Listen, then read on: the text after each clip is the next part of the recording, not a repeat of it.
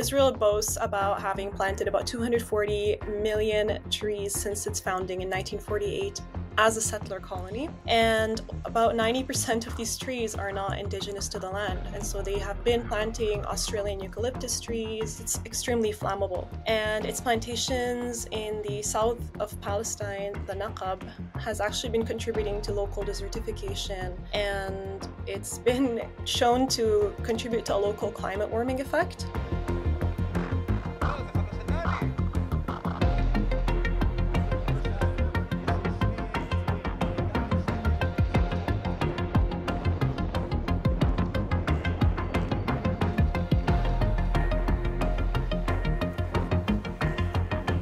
I've heard from Palestinian botanists explained firsthand with photos that when fires have happened before, the invasive flora is on fire while the olive trees are intact.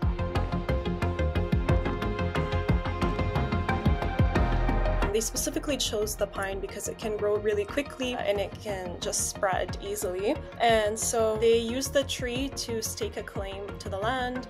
They also used it to prevent Palestinians from returning.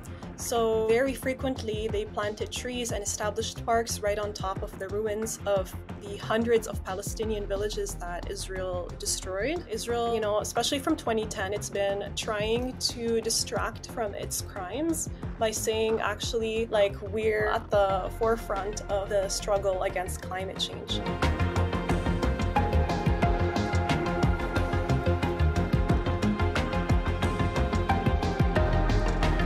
Much of the money that was raised by the Jewish National Fund, tax-deductible money that was raised, charitable money, was used to plant these forests. For them, most of what they're looking at would have looked fairly alien. They wouldn't have seen palm trees and olive trees and all these citrus trees in wherever they were coming from, Romania and Bulgaria.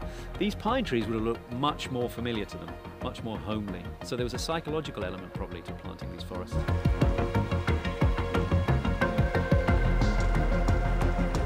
They use them to dehistoricize the land. And so what I mean by that is that the pine is associated with Europe. They've also been removing hundreds of thousands of olive trees and other indigenous flora from 1948 in order to de-Arabize the landscape.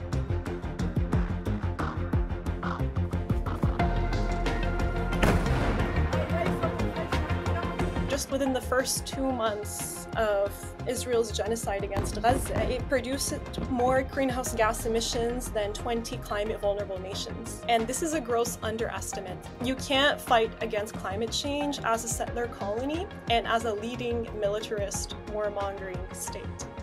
You cannot genocide people and expect to be helping the environment.